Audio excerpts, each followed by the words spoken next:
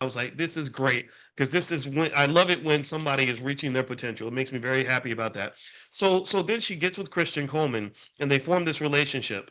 And I'm wondering, I wonder how long this is going to last because I wonder if they dealt with the trauma.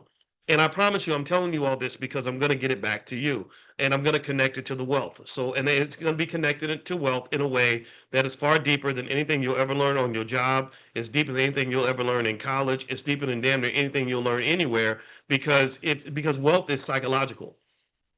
Do you agree with me? Can you hear me when I say this? That wealth, a lot of wealth really starts up here. So if you're not in a position of having the ability to regulate your emotions, you're not really going to be able to find the wealth, focus on the wealth, accumulate the wealth, protect the wealth. You can't do that.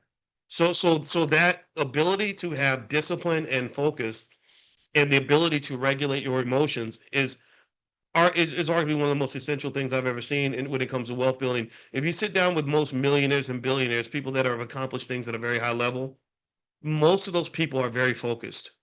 They're not just smart. See, there's lots of smart people out here. There's lots of people that have lots of potential. Yeah, sure, being smart is great, but honestly, there's a point where I don't care how smart you are. Because at the end of the day, what matters is how much of your potential have you actually fulfilled. And there are so many people who have great ideas, but don't have the discipline to stick with them. And so the ideas turn to dust.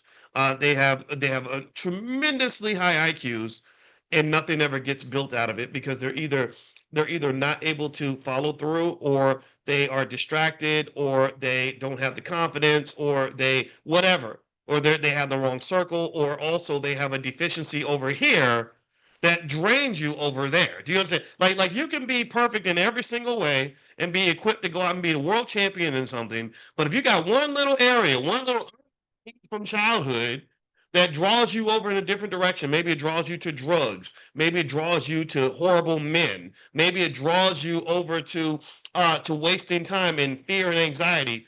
That's going to kill your ability to accomplish things over here. Those two things do not live in separate vacuums.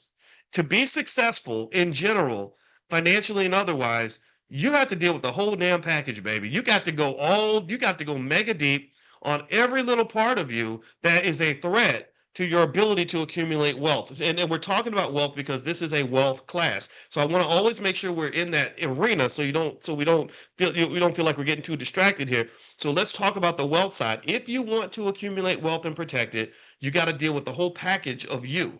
And so with Sha'Carri and Christian, when I saw them fighting in the airport in public in a way that's going to be on the cover of every newspaper in the world, I said, I wonder if they have begun the process of dealing with their trauma and how their trauma will create the drama. And then the drama and the trauma will get together like teammates and say, we're going to destroy everything you've ever built.